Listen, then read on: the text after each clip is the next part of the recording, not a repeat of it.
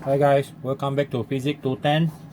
Okay, this video is about the tutorial 7, the solution for tutorial 7 thermophysics. Okay, first we look at question 1. The temperature of liquid hydrogen is 30 Kelvin. So what is its temperature on Fahrenheit scale?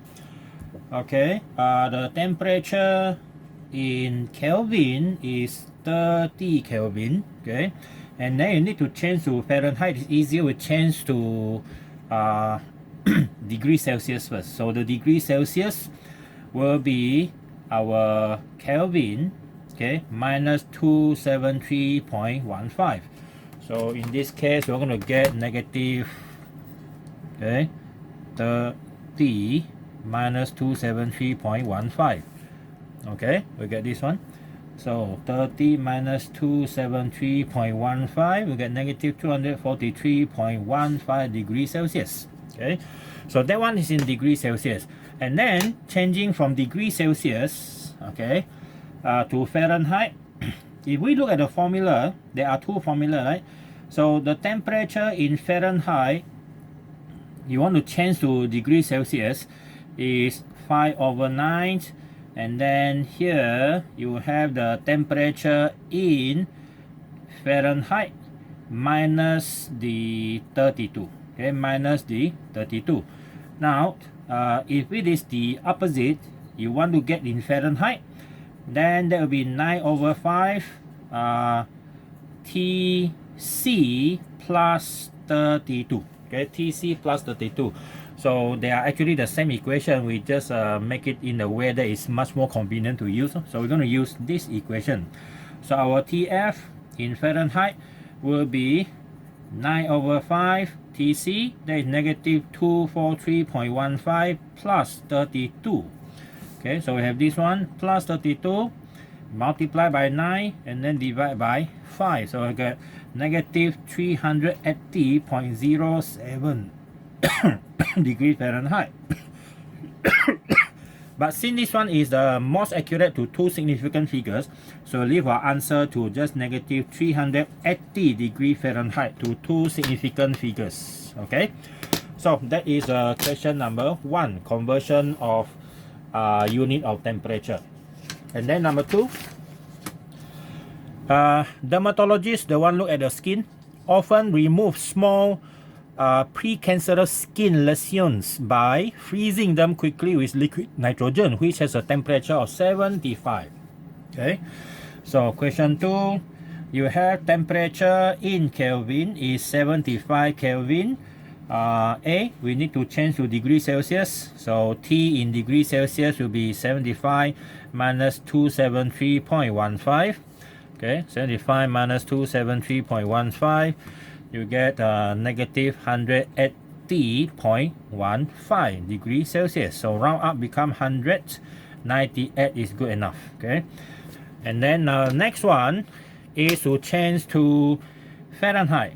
Okay, in Fahrenheit that will be 9/5, and then have Tc plus 32. Okay, Tc plus 32.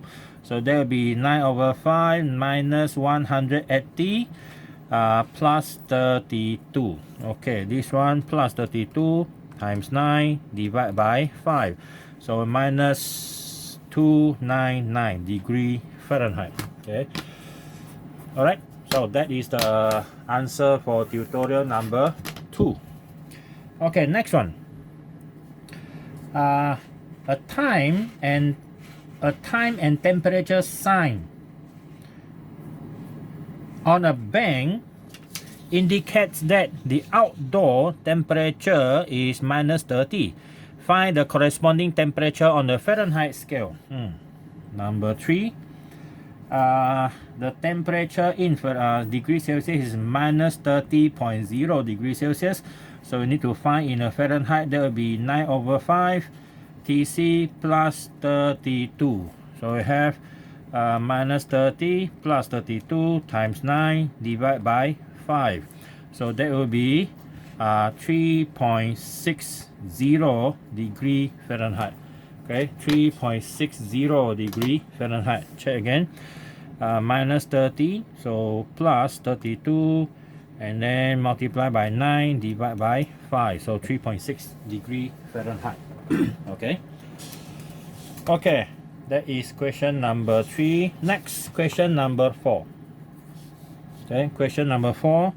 Cold water at temperature 15 degrees Celsius enters a heater and the resulting hot water has a temperature of 61 degrees Celsius. A person uses 100 kilogram of hot water. A. Find the energy needed to heat the water by assuming that the utility company SESCO charges 10 cents per kilowatt hour for electrical energy. Determine the cost of heating the water.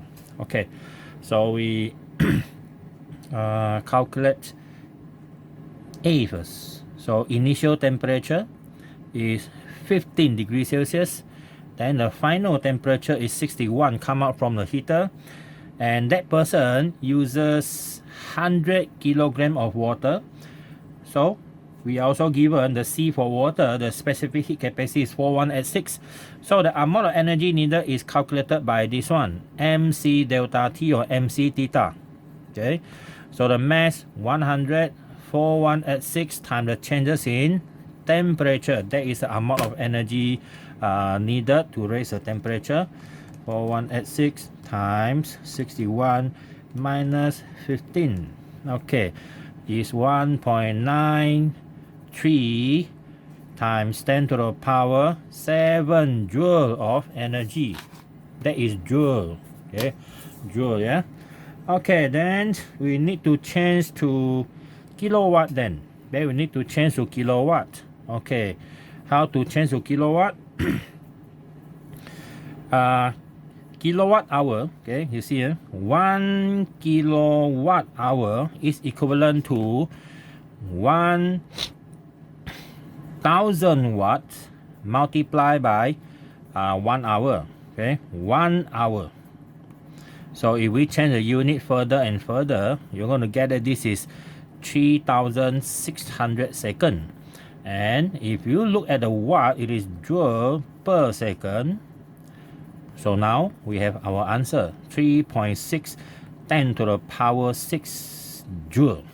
So that means 1 kilowatt hour is equivalent to this many joule. Okay, so to calculate how much costs to pay for the electric bill when you consume this much energy, you just simply divide this one by this one. So the number of kilowatt hour is equal to 1.93 10 to the power 7 divided by 1 kilowatt, which is equivalent to this many joule. Okay, so divide this by 3.6 10 to the power 6.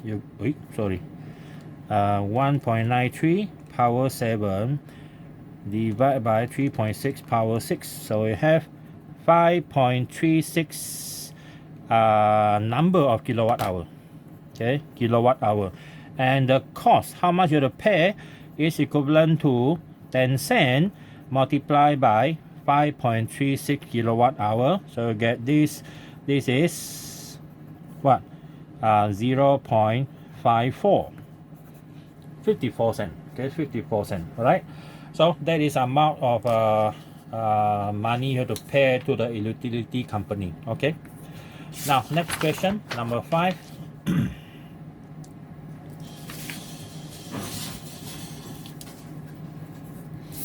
Okay, question 5. 2 bars of identical mass are initially at 27 degrees Celsius.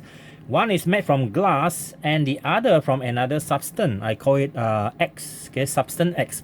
The specific heat capacity of glass is 840. There is a C for glass. Okay, we'll list down here. Initial temperature for both 27, and then one is made of glass.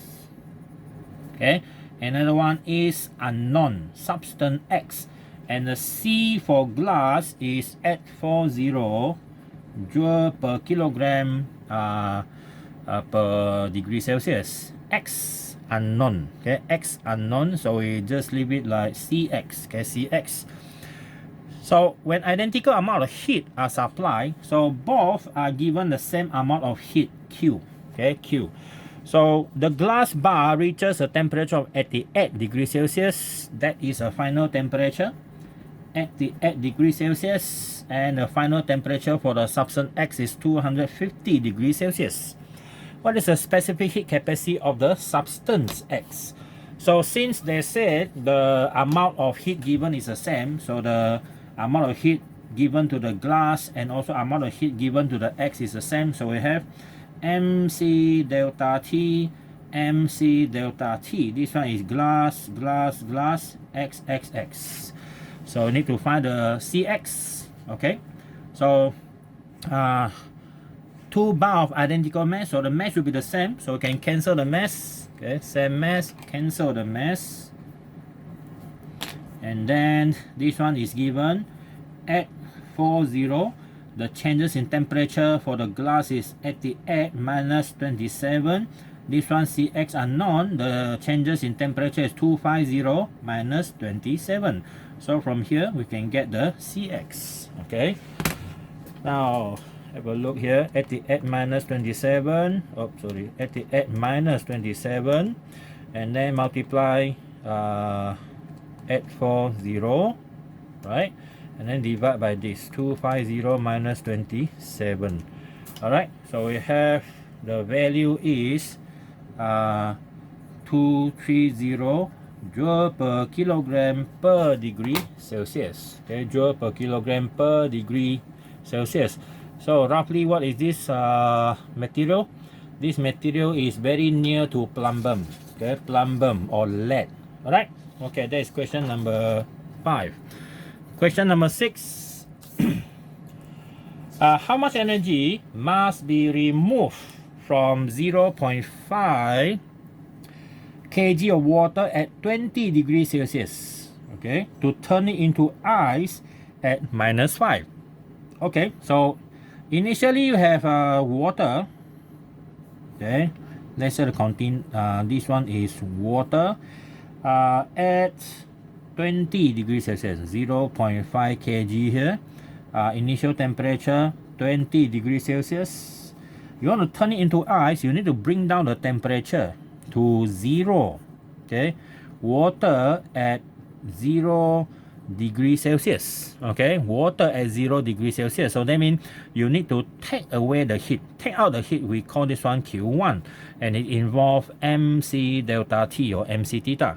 And then from here you need to change it into ice again. Okay, change it into ice. So now this is ice. Okay, ice, mass the same, but ice at 0 degrees Celsius. So water change to ice, that's a phase change. You need to take out energy again.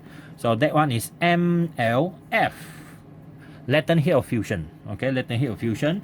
And then you need to bring down the temperature of ice from 0 to -5 again. One more step, you need to absorb again energy. So that one is -5 degrees Celsius. And this one involves the third extraction of energy, MC delta T. This one is water. This one is I. C value different, yeah. Okay. So we use a diagram to help us solve the problem. So the total energy needed to be extracted from the water is, I call this one Q, equal to Q1, Q2, Q3, all sum up. That is MCW delta T plus MLF plus MCI delta T. Okay. Now the mass are the same. The mass are all the same. 0.5. So never mind. We just keep it there. 0.5. Water is given 4200. The changes in temperature is from 20 go down to 0, right? So the changes is 20. Okay, the difference is 20. And then plus again the mass 0.5, and then the LF is given to be this 333 10 to the power 3 joule per kilogram. And then plus the last one 2100, and the changes in temperature is 5. Okay, the changes is 5. The amount of change is 5. Yeah. Okay. 0.5, multiply 4200 multiply 20, okay, and then plus 0.5 times 333 power 3, and then plus again 0.5 times 2100 times 5. Okay, total is 214,000 joule of energy. That is how much energy need to be extracted from half kilogram of water, okay, to turn it into ice. Okay, to turn it into ice. All right. Okay, that's question 6. Question 7 now. Okay, question 7 is 200 grams of water. Okay, like this. 200 grams of water. That is a water. So the mass of water is 0.2 kilogram in a 100 gram of copper cup. This one is a copper cup. Okay, copper cup. Copper. The mass of the copper cup is 100 grams, so 0.100 kilogram. Both at temperature initially 0 degrees Celsius. Okay, a piece of lead. This one is lead. Plumbum. Mass of lead is equal to unknown. Okay, and temperature of 98 degrees Celsius is dropped into the cup, and the final temperature, okay, is 12 degrees Celsius. Okay, 12 degrees Celsius. So what is the mass of the lead? Okay, this question here we use a law of conservation of energy. So the total amount of energy loss from the lead must equal to the total energy gain by the water plus the one gained by copper. Okay, the one gained by copper cup. So we look at the formula here. It's all involve changes in temperature. So we have MC delta T, MC delta T, MC delta T. This one is lead. This one is water. And this one is copper. Okay, so we put in the value for each of them. The lead is unknown, so we call ml. This one is 130. Okay, 130. The change in temperature is 98 minus 12. And then for water, mass is 0.2, and then it is 4186. Temperature changes is 12. Okay, and then for the copper, 0.1 and 390, and the change in temperature is also 12. Okay, so from here we can get the mass of the lead. Okay, we start from here, 0.2 multiply 4186 times 12, okay, plus 0.1 times 390 times 12, okay, and then divide by 130, and then divide again by these changes in temperature. Okay, so 0.940 kilogram. Okay, kilogram. That's a big piece of mass. Okay, that is the